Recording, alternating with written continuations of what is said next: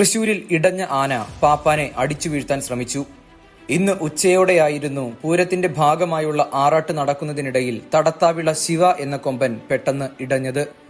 പാപ്പാന്മാർക്കൊപ്പം നടന്നു വരികയായിരുന്ന ആന അടുത്തുനിന്ന പാപ്പാനു നേരെ പെട്ടെന്ന് തിരിയുകയായിരുന്നു. തൃശൂരിൽ പോത്താനി ശിവക്ഷേത്രത്തിൽ ഉത്സവത്തിനിടയിലായിരുന്നു സംഭവം. ഇന്ന് ഉച്ചയോടെയായിരുന്നു ആന ഇടഞ്ഞത്. ആ സമയത്ത് ആനയ്ക്ക് മുകളിൽ തിടമ്പ് പിടിക്കാൻ ഒരാളുമുണ്ടായിരുന്നു. ഇടഞ്ഞ സമയം ആന അടുത്തുള്ള ഒരു കെട്ടിടത്തിന് സമീപം വന്നപ്പോൾ ആനപ്പുറത്തിരുന്ന ആൾ കെട്ടിടത്തിലേക്ക് എടുത്തുചാടി രക്ഷപ്പെട്ടു.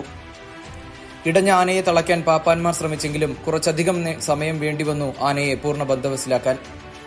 ഈ കഴിഞ്ഞ ഒരാഴ്ചക്കിടയിൽ തന്നെ പല സ്ഥലങ്ങളിലായി ആനകൾ ഇടയുന്നുണ്ട്. ചൂട് ഒരു പ്രധാന കാരണം തന്നെയാണ്. ഈ നടന്ന സംഭവങ്ങൾക്കിടയിൽ ഒരു പാപ്പാൻ ഉൾപ്പെടെ 2 പേരുടെ ജീവനും നഷ്ടമായി.